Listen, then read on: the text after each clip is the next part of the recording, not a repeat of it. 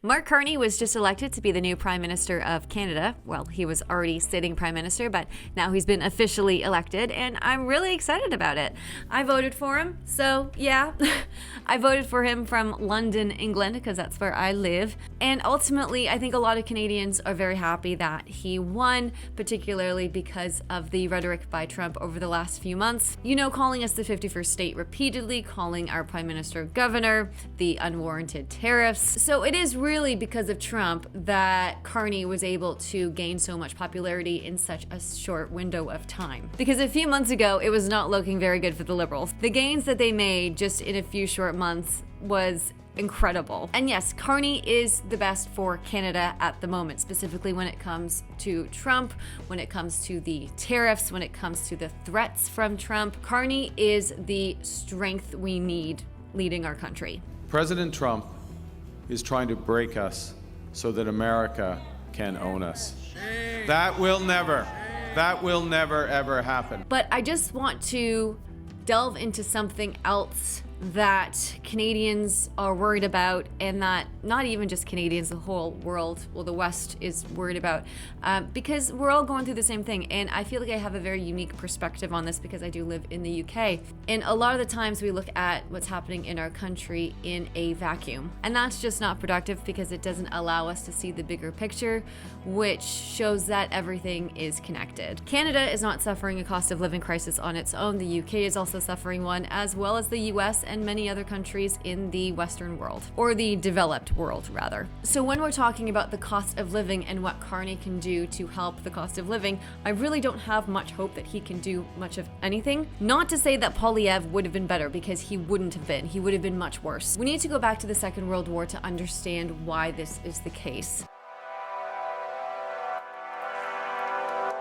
After the Second World War, many Western countries implemented Keynesian economics originally developed by John Maynard Keynes, which involved increased government intervention and more investment into public services. Wealth inequality was much lower back then because the distribution of wealth was more balanced. The top rate of tax was incredibly high. In the US, it was 91%.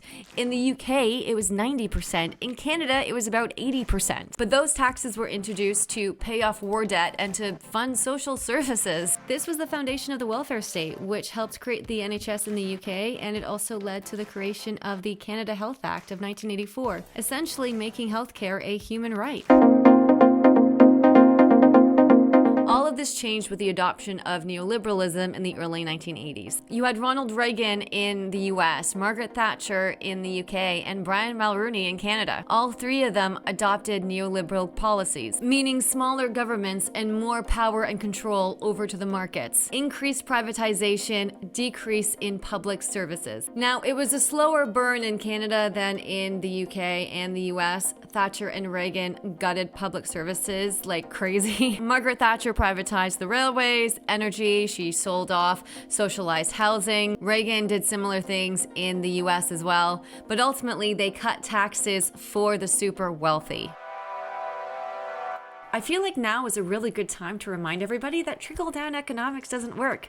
It's been proven time and time again to not work. So I don't really know why we keep talking about it. I know why, because trickle-down economics benefits the wealthy. If I give $100 to someone who works at McDonald's, that person is probably going to spend that $100 on food, clothes, shoes. They're going to use that money to contribute to the economy. If I give $100 to a billionaire, that billionaire is probably going to invest it somewhere, whether that be gold, the stock market. $100 is peanuts to a billionaire anyway, compared to someone who works at McDonald's. So that billionaire might even forget that they have that $100. But regardless, if they invested in the stock market, that's not really helping the economy the same way as if someone were to spend that money on shoes. Put it this way, if everybody stopped buying shoes at Nike would close. They wouldn't be able to continue to be in business because they wouldn't be selling any shoes. So if the lower classes can't afford to buy goods and services, those goods and services will cease to exist. Corporations depend on the lower and middle classes to buy their products. If the lower and middle classes aren't buying their products,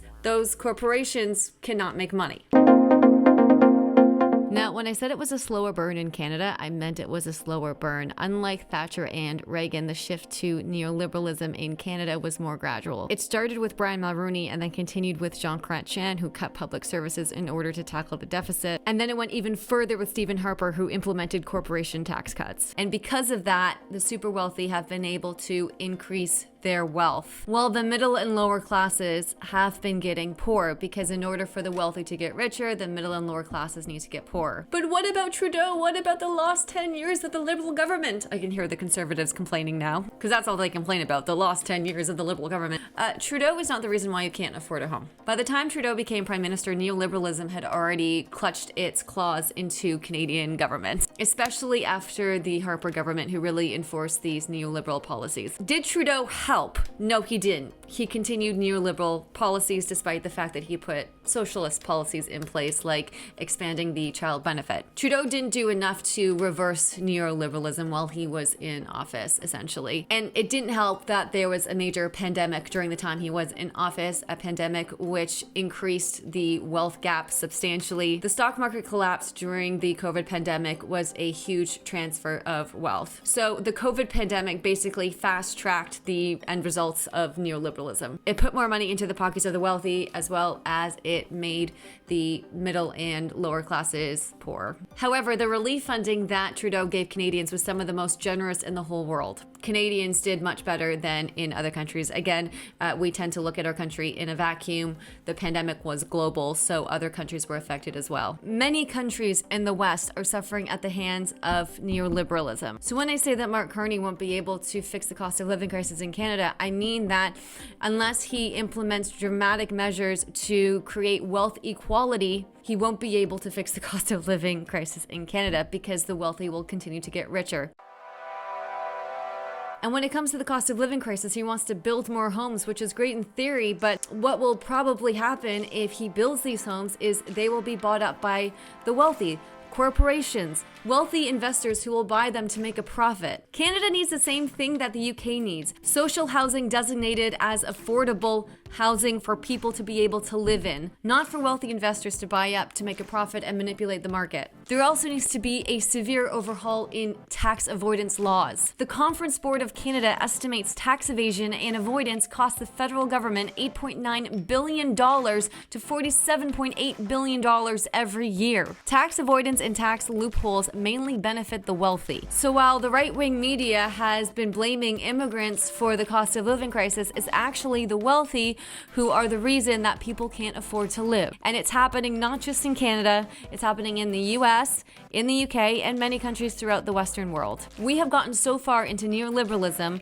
that the wealthy are starting to be able to influence politics. That is a problem, because if they are able to influence politics, they are able to influence policy. This is exactly what happened in the US with Trump. This whole anti-illegal immigration narrative was created as a scapegoat in order for people to be distracted. Now, thankfully, Canada avoided the far-right pipeline, which is even a more dangerous route. And Pierre Poilievre and the Conservative Party was perpetuating that narrative as well. Thankfully, Canada avoided that right-wing pipeline. But to say that Mark Carney is going to be a magician and fix the cost of living crisis and fix the housing crisis, I think is a little bit devoid from reality. Yes, he is a banker. Yes, he's an economist. Yes, he's probably going to be really good for Canada during this economic uncertainty. But he, like every liberal politician, including Labour in the UK, are not addressing the real issues. The real issue is wealth inequality.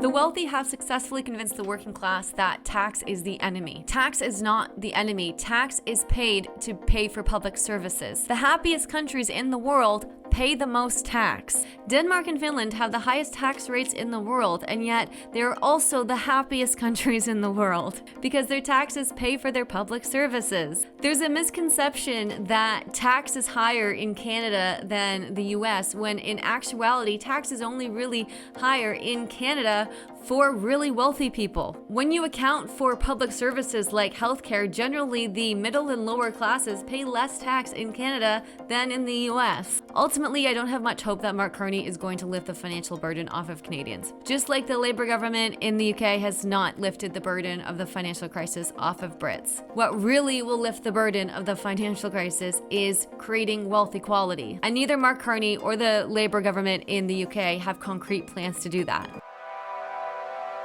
Now, I keep comparing Canada, the US, and the UK, which I think I need to make something very clear as well.